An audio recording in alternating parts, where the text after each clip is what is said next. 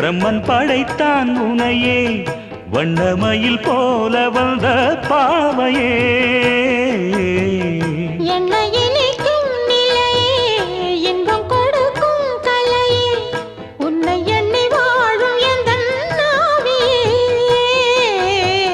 கண்ணிமையில் தூண்டிலிட்டு காதல் தனை தூண்டிவிட்டு எண்ணி எண்ணி ஏங்க வைக்கும் ஏந்திழையே